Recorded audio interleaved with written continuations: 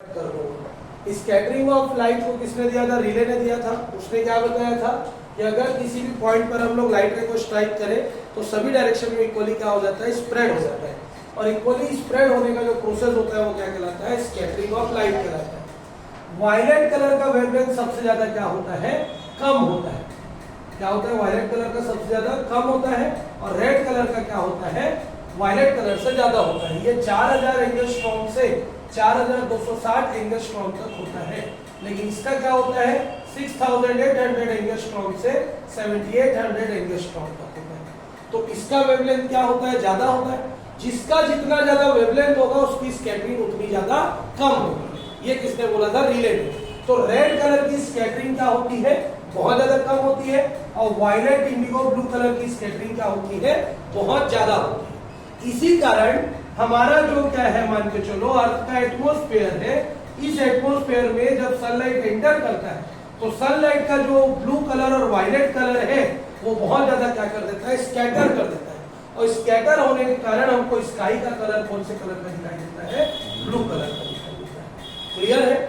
समझ में आया? तो पेपर में क्वेश्चन ये भी आता है, why the colour of sky is blue, of sky is blue, मतलब स्काई का कलर ब्लू कलर का क्यों होता है? तो due to scattering of light. किसके कारण होता है? स्कैटरिंग ऑफ लाइट के कारण हमको स्काई का कलर क्या दिखाई देता है? ब्लू। क्यों? अर्थ का जो एटमॉस्फेयर है वो एटमॉस्फेयर में क्या रहते हैं? डस्ट पार्टिकल्स प्रेजेंट रहते हैं। उसमें क्या प्रेजेंट रहते हैं? Different types of gases present रहते हैं। उसमें क्या प्रेजेंट रहता है? वाटर वेपर प्रेजेंट रहता है। तो वो एक प्रकार का कोलाइडल सॉल्यूशन की तरह एक्ट करता है। और कोलाइडल सॉल्यूशन में भी हम लोग केमिस्ट्री में पढ़ते हैं कि अगर लाइट रे उस पर स्ट्राइक करेगा तो लाइट रे को क्या कर देता है?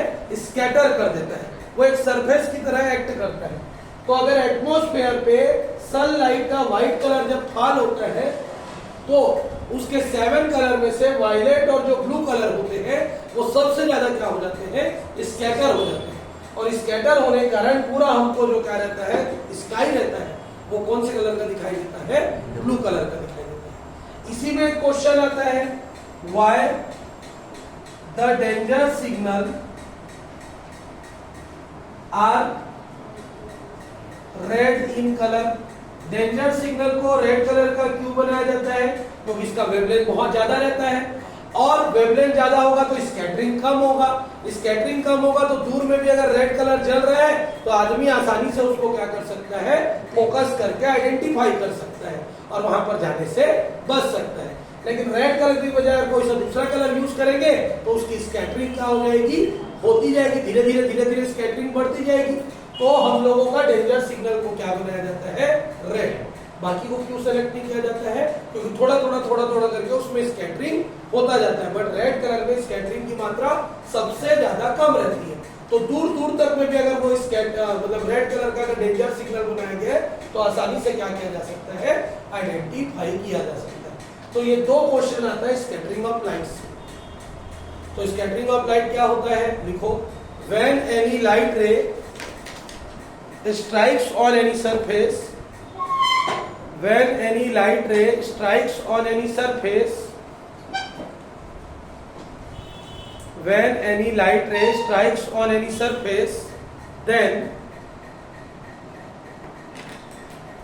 when any light ray strikes on any surface, then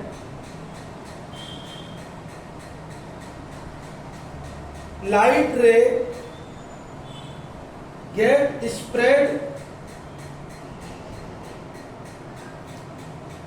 into all direction. Light ray get spread into all direction. This phenomena of light is called, this phenomena of light is called, these phenomena of light is called scattering of light. Scattering of light.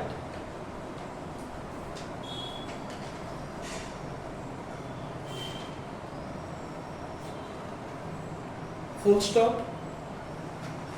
Intensity of scattering depends upon scattering of light sorry, intensity of scattering depends upon fourth power of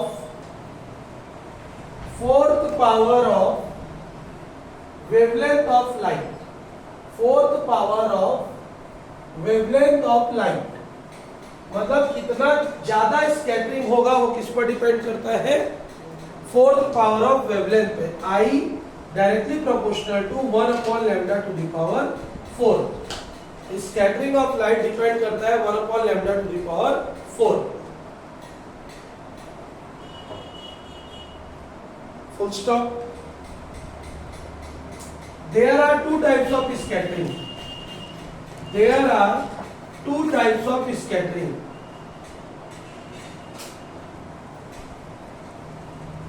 scattering दो type का होता है। पहला elastic scattering,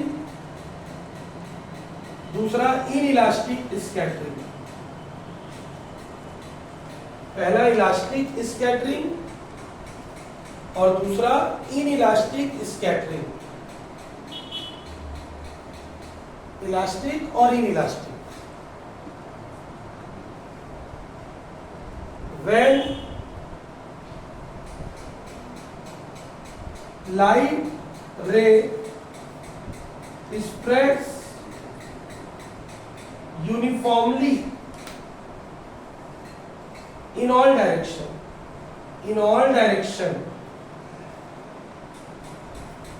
then it is called elastic scattering. बस इतना ही लिखना है।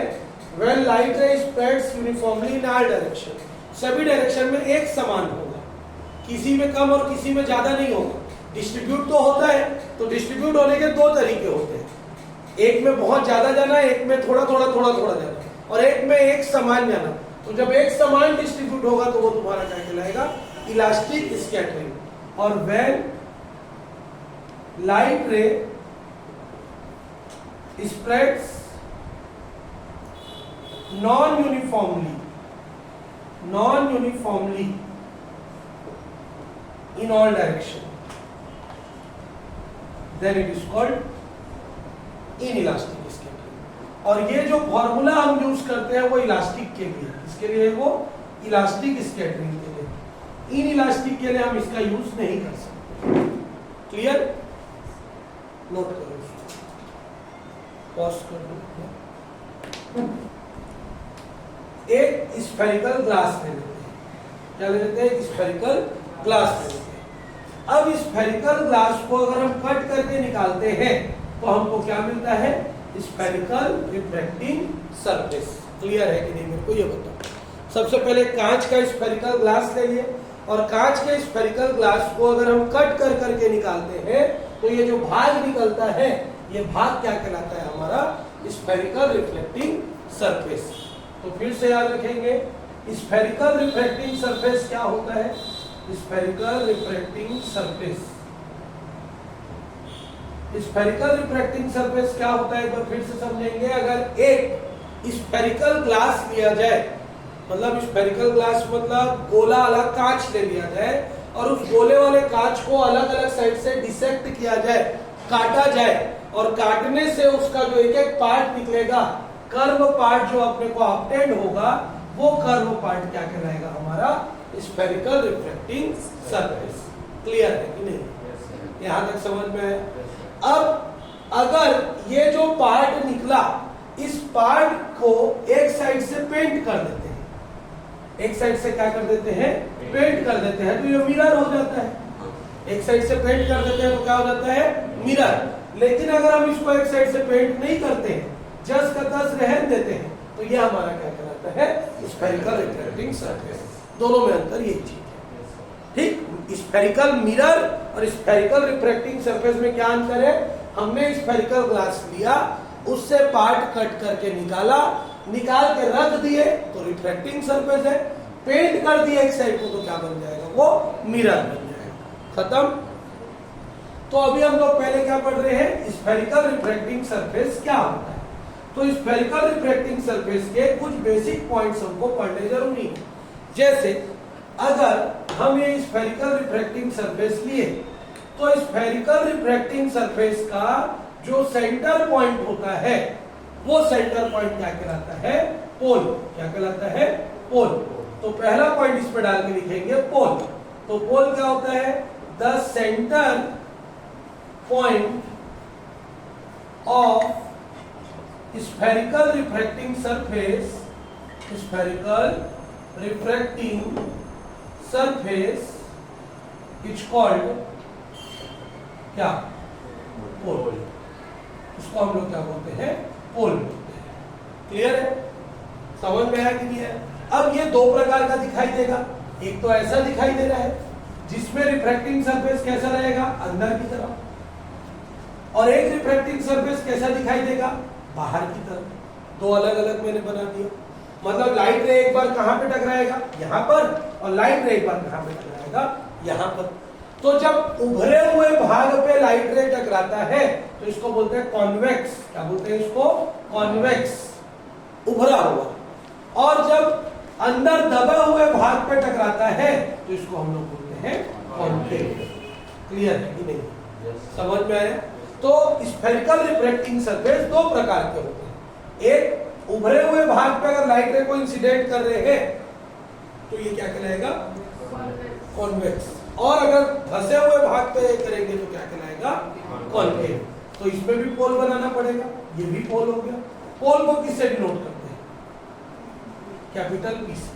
किससे डिनोट करते हैं? कैपिटल पी से। यहां तक क्लियर है? तो सबसे पहले पोल क्या होता है? The centre point of spherical refracting surface is called pole. अब सेकेंड डेफिनेशन, प्रिंसिपल एक्सिस क्या होता है? प्रिंसिपल एक्सिस सब 10th का है अगर याद होगा तो। A perpendicular line drawn from pole is called principal axis. जब पोल से एक परपेंडिकुलर लाइन खींचा जाता है तो इसको हम लोग क्या बोल देते हैं? Principal axis. The perpendicular line drawn from pole is called principal axis. मतलब पोल से जो हम लोग परपेंडिकुलर लाइन ड्रॉ करते हैं वो लाइन क्या कहलाता है? प्रिंसिपल एक्सिस कहलाता है। और इसी प्रिंसिपल एक्सिस पे रिफ्रैक्शन, रिफ्लेक्शन, तुम्हारा फोकस प्रेजेंट होना, सेंटर ऑफ कर्वेचर प्रेजेंट होना, सारा चीज इसी लाइन पे क्या रहता है? प्रेजेंट होता है। तो ये दोनों कॉन्सेप्ट क्लियर है कि नहीं? पोल क्या होता है, प्रिंसिपल एक्सिस क्या होता है? क्लियर। अब तीसरा जो पॉइंट आता है, तीसरा पॉइंट क्या आता है?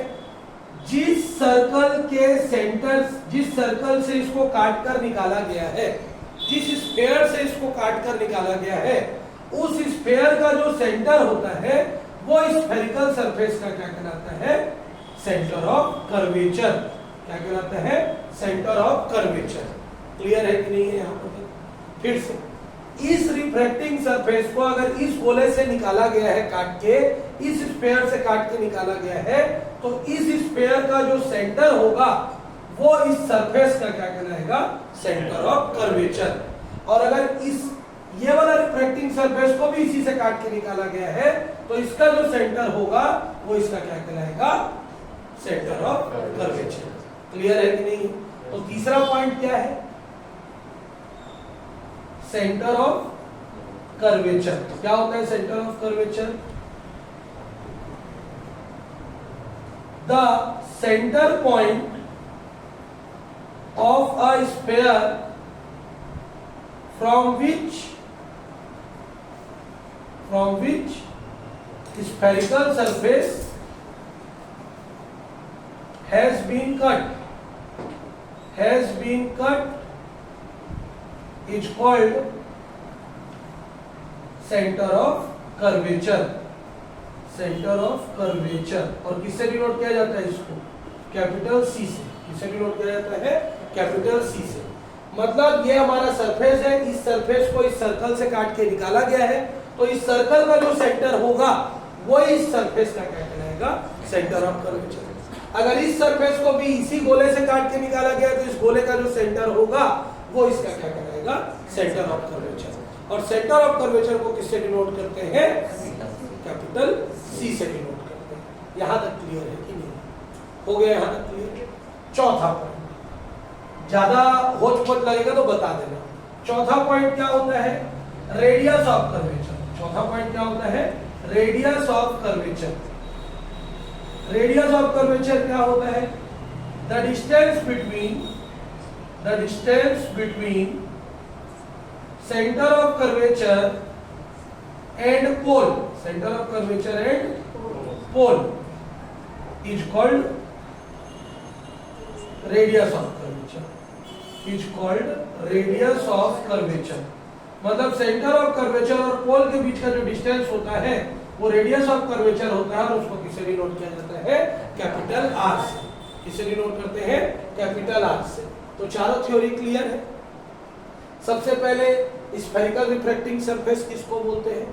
जिस स्फीयर से किसी एक सरफेस को कट करके निकाला जाता है वो सरफेस क्या कहलाता है? Spherical refracting surface. Spherical refracting surface दो प्रकार के होते हैं। क्या क्या? Concave, convex. अगर उभरे हुए भाग पे लाइट रे को टकरा रहे हैं तो ये क्या है? कॉन्वेक्स। और अगर धसे हुए भाग पे लाइट रे को टकरा रहे हैं तो क्या है? कॉन्केव। क्लियर है? यहां पर तक समझ में आ गया? अब दोनों भाग का जो सेंटर पॉइंट होता है या मिड पॉइंट होता है, अलग अलग ना, एक साथ नहीं। ये वाले भाग का अलग पॉइंट है, ये वाले भाग का अलग पॉइंट है। तो अगर कॉन्वेक्स वाले का सेंटर पॉइंट निकालेंगे तो पोल कहलाएगा, कॉन्केव वाले का भी सेंटर पॉइंट निकालेंगे तो क्या कहलाएगा? पोल कहलाएगा। क्लियर है यहां पर? फिर प्रिंसिपल एक्सिस क्या होता है? जब पोल से एक परपेंडिकुलर लाइन खींचा जाता है, पोल से एक परपेंडिकुलर लाइन ड्रॉ किया जाता है तो वो क्या कहलाता है? प्रिंसिपल एक्सिस कहलाता है। खत्म। सेंटर ऑफ कर्वेचर क्या होता है? जिस स्फीयर से इस सरफेस को काट के निकाला गया है, जिस स्फीयर से इस सरफेस को काट के निकाला गया है उस स्फीयर का सेंटर, उस स्फीयर का सेंटर इसका क्या कहलाता है? Centre of curvature. और सेंटर ऑफ कर्वेचर कहां पे प्रेजेंट होता है? Principal axis. किसमें प्रेजेंट होता है? ऊपर नीचे प्रेजेंट नहीं होता है, प्रिंसिपल एक्सिस पे प्रेजेंट होता है। फिर सेंटर ऑफ कर्वेचर और पोल के बीच के डिस्टेंस को क्या बोला जाता है? Radius of curvature. Complete? Note करो। ये कॉन्वेक्स स्फेरिकल सरफेस लेंगे। इस कॉन्वेक्स स्फेरिकल सरफेस का ये सेंटर पॉइंट हो गया और ये हो गया पोल। एक प्रिंसिपल एक्सिस भी बना दिया हम लोगों ने और एक क्या बना दिया? पोल भी बना दिया। अब दो कंडीशंस होंगी। इसको कौन सा मीडियम बोलेंगे? रेयरर। इसको कौन सा मीडियम बोलेंगे? डेंसर। ठीक है। तो अब दो कंडीशन कैसे होंगे? Object lies on rarer medium, object lies on denser medium. दोनों पॉसिबल है। ऑब्जेक्ट यहां पे भी रख सकते हैं और यहां पे भी रख सकते हैं। तो हम लोग पहला केस बना रहे हैं when object lies on rarer medium. कौन से मीडियम में प्रेजेंट रहेगा ऑब्जेक्ट? Rarer medium. क्लियर है यहां पर तक? तो हम लोग यहां पर ऑब्जेक्ट को रख देते हैं। ये माना हमारा ऑब्जेक्ट है। इसको पूरा सॉलिड लाइन बना देते हैं क्योंकि ओरिजिनल है ये प्रिंसिपल एक्सिस। अब वो हमारा ऑब्जेक्ट है जो कहां पर प्लेस्ड है? रेयरर मीडियम से। एक लाइट रे इंसिडेंट होगा, किस पे जाके टकराएगा? रिफ्रैक्टिंग सरफेस पे। तो हम लोग एक क्या ड्रॉ करेंगे? नॉर्मल। और नॉर्मल कहां तक जाएगा? सेंटर ऑफ कर्वेचर पे। कहां पे जाएगा? सेंटर ऑफ कर्वेचर पे। तो ये कौन सा लाइट रे है? इंसिडेंट है। ये हो गया नॉर्मल। लाइट रे रेयरर से किसकी तरफ जा रहा है? डेंसर की तरफ। तो क्या होगा? नॉर्मल की तरफ बेंड हो जाएगा। तो इसका इमेज कहां बनेगा? आई पे। कहां बन जाएगा? मान के चलते इमेज डायरेक्ट तो नहीं बनता, दो लाइट रे चाहिए इमेज बनाने के लिए। तो दूसरा लाइट रे यहां से गया और दोनों जहां पर टकराएंगे यहाँ पे क्या बन जाएगा? इसका इमेज। एक हम लोग को इस तरीके से दिखाई दे रहा है, एक स्ट्रेट निकल गया। तो ये हमारा लाइट रे का क्या हो गया? डिमोशन हो गया। ये वाला पॉइंट को क्या नेम दे देंगे? ए। कौन सा नेम दे देंगे? ए। यहां तक ड्राइंग क्लियर है? फिर से एक बार समझते हैं। सबसे पहले हमने एक रिफ्रैक्टिंग सरफेस दिया, नामकरण कर दो इस रिफ्रैक्टिंग सरफेस का एक्स पी वाई। क्या नाम दे दिए? X P Y. फिर पी क्या है उसका? पोल। पोल से एक लाइन कीजिए, वो क्या है? Principal axis. प्रिंसिपल एक्सिस में ऑब्जेक्ट रखने का दो कंडीशन है। पहला कंडीशन क्या है? जब रेयरर में रखो या दूसरा कंडीशन क्या है, डेंसर में। तो हम लोग अभी ऑब्जेक्ट को कहां पे रख रहे हैं, रेयरर मीडियम में। तो when object lies on rarer medium, तो ऑब्जेक्ट कहां पे लाइज किया, रेयरर मीडियम पे। उससे एक लाइट रे निकला, जाके किस पे टकराया, ए पर। तो हमको एक 90 डिग्री का नॉर्मल बनाना पड़ा। अब लाइट रे रेयरर मीडियम से किस पे जा रहा है, डेंसर मीडियम में। तो नॉर्मल की तरफ क्या हो गया, बेंड हुआ, और बेंड हुआ तो उसका इमेज कहां बना, मान के चलते हैं आई। और दूसरा लाइट रे कैसा निकल गया है, सीधा। जब तक दो लाइट रे नहीं मिलते हैं तब तक क्या हमारा इमेज फॉर्म नहीं होता है। यहां तक खत्म। अब हम लोग को पता है ये इंसिडेंट रे और ये नॉर्मल है, तो दोनों के बीच बनने वाला एंगल क्या कहलाएगा, एंगल ऑफ इंसिडेंस। ये रिफ्रैक्टेड रे और ये नॉर्मल है, तो दोनों के बीच बनने वाला एंगल क्या कहलाएगा, एंगल ऑफ रिफ्रैक्शन। यहां तक क्लियर है कि नहीं, ठीक। एक और चीज याद रखना है, ऑब्जेक्ट में बनने वाला एंगल अल्फा, इमेज में बनने वाला एंगल बीटा, और सेंटर ऑफ कर्वेचर में बनने वाला एंगल क्या होता है, थीटा। क्लियर है यहाँ पर तक? ये रिमेंबर करने वाली चीज है कि ऑब्जेक्ट में जो एंगल बनेगा वो क्या बनेगा, अल्फा, इमेज में जो एंगल बनेगा वो क्या बनेगा, बीटा, और सेंटर ऑफ कर्वेचर पे जो एंगल बनेगा वो क्या बनेगा, थीटा। इंग्लिश मीडियम की बुक में लैम्डा दिया हुआ है, सॉरी गामा दिया हुआ है। क्या दिया हुआ है, अल्फा, बीटा। तो तुम गामा लो या थीटा लो, मतलब तो वही। क्लियर है कि नहीं, यहाँ पर तो समझ में आ गया। अब इसका डेरिवेशन स्टार्ट करेंगे तो दो ट्रायंगल लेना है। इन ट्रायंगल AOC, कौन सा ट्रायंगल लेंगे, AOC, और एक ट्रायंगल लेना है, इन ट्रायंगल AIC। तो बेसिक याद रखना, हम जितना भी डायग्राम बनाएंगे ना, नेमिंग यही रखेंगे, क्योंकि हमको 6 ठो डेरिवेशन पढ़ना है इसका। 21 ठो का आंसर का 6 डेरिवेशन, और 6 डेरिवेशन में अगर नाम को अलग अलग कर दोगे तो ये ट्रायंगल में कंफ्यूज होंगे। तो हम लोग क्या करेंगे कि इस ट्रायंगल को सिमिलर लेंगे। दो ट्रायंगल याद रखो, क्या लेना है, AOC हर डायग्राम में और AIC हर डायग्राम में। हम लोग ड्राइंग को ही ऐसा बनाएंगे कि ये दोनों ट्रायंगल हमारे पास आ जाए। नेमिंग को याद, नेमिंग हमारा यही रहेगा, OPCIA, OPCIA, सब में यही बनाएंगे हम लोग, ठीक। तो हम लोग का ट्रायंगल क्या क्या बनेगा, AOC और AIC, AOC AIC। क्लियर है यहाँ पर? अब दोनों कंडीशन के लिए we know that, what we know that, दोनों को एक साथ लिख रहा हूं। Sum exterior angle is equal to क्या होता है, is equal to sum of two interior opposite, क्या opposite interior angle, opposite interior angle. Opposite क्यों वर्ड जोड़ रहे हैं हम लोग, क्योंकि अगर ये एक्सटीरियर है तो यहां वाला एंगल को यूज नहीं कर सकते, हमको ये दोनों एंगल को यूज करना है। तो यहाँ पे I इज इक्वल टू क्या हो जाएगा, अल्फा प्लस थीटा। I बाहर में बन रहा है, अल्फा और थीटा कहाँ बन रहा है, अंदर में। तो I इज इक्वल टू क्या हो गया, अल्फा प्लस थीटा। और ये वाले ट्राइंगल के लिए बाहर में एंगल कौन बना, AIC में बाहर में क्या बना, थीटा इज इक्वल टू अंदर में क्या बन रहा है, R और R प्लस बीटा। या R की वैल्यू क्या निकलेगी, theta minus beta. Equation number 1, equation number 2। यहां तक कुछ डाउट है क्या मेरे को, ये एक बार अच्छे से देखो। कुछ डाउट होगा तो पूछो, नहीं है तो फिर आगे बढ़ते हैं।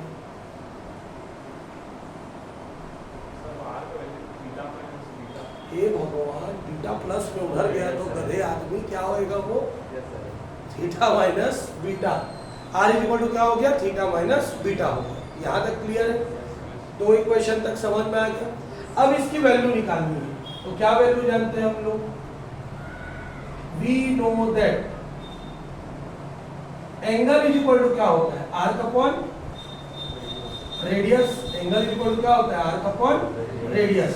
तो पहला एंगल क्या है, अल्फा, दूसरा एंगल क्या है, बीटा, तीसरा एंगल क्या है, थीटा। अल्फा, बीटा, थीटा, सब में आर्क क्या है, यही है आर्क। तो आर्क क्या है, एपी। तीनों में आर्क क्या बनेगा, एपी। इसमें भी आर्क क्या बनेगा, एपी। क्लियर है कि नहीं, आर्क यही है तुम्हारा, एपी। लेकिन जब हम लोग अल्फा एंगल ले रहे हैं तो उसका रेडियस क्या हो जाएगा, पीओ या ओपी। क्या हो जाएगा, पीओ या फिर ओपी। जब बीटा एंगल ले रहे हैं तो उसका रेडियस क्या हो जाएगा, पीआई। क्या हो जाएगा, पीआई। और जब थीटा एंगल ले रहे हैं तो उसका रेडियस क्या हो जाएगा, क्लियर है कि नहीं? तो एंगल इज इक्वल टू क्या जानते हैं, आर्क अपॉन रेडियस। अल्फा के लिए क्या हुआ, आर्क एपी, और रेडियस क्या हुआ, ओपी। बीटा के लिए क्या हुआ, आर्क एपी और रेडियस क्या हुआ, पीआई। और थीटा के लिए क्या हुआ, एपी और रेडियस क्या हुआ, पीसी। अल्फा बीटा थीटा की वैल्यू इक्वेशन 1 और इक्वेशन किसमें पुट करेंगे, 2 में। तो क्या लिखेंगे, putting value of alpha beta and theta in equation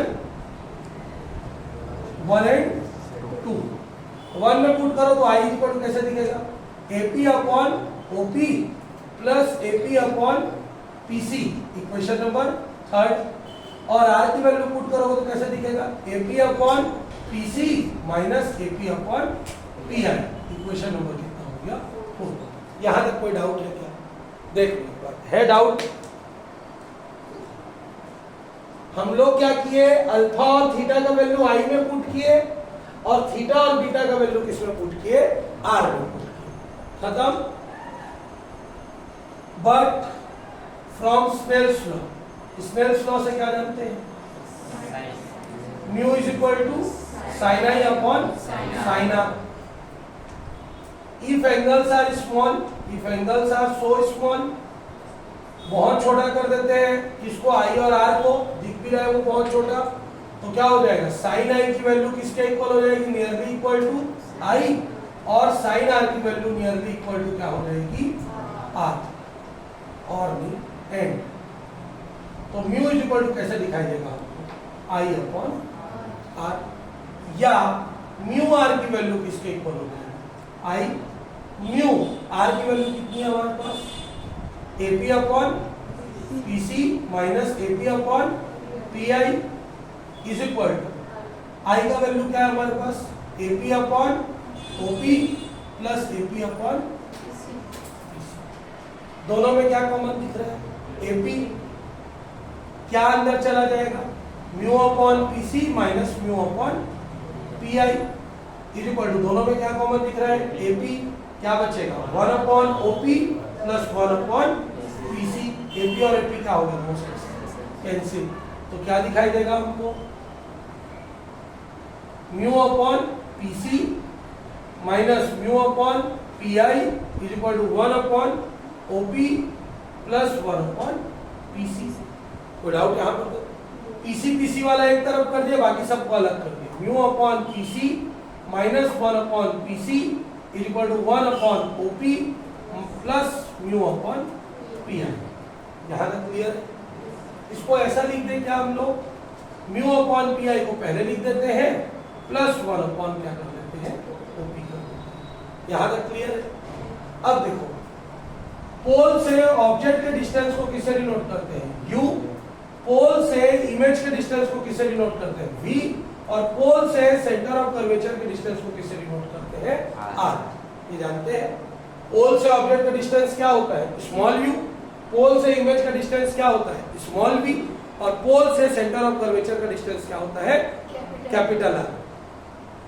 number line में इस तरफ की वैल्यू क्या होती है, नेगेटिव, और इस तरफ की वैल्यू क्या होती है, पॉजिटिव। तो हम क्या लिखेंगे, पीसी की वैल्यू क्या आएगी, R, पीआई की वैल्यू क्या आएगी, V, और ओपी की वैल्यू क्या आएगी, माइनस। माइनस क्यों आया, समझ में आया? ये तीनों वैल्यू को उठा के आप पुट कर दो, mu upon R minus 1 upon R, mu upon B plus 1 upon minus U. तो mu minus 1 upon R is equal to mu upon V minus plus minus 1 upon 2। Answer ये है refraction through convex spherical surface का derivation.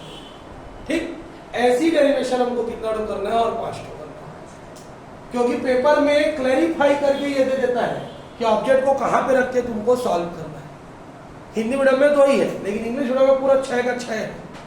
ठीक, तो हम 3 मैं बताऊंगा, 3 तुम लोग बना के लाओ।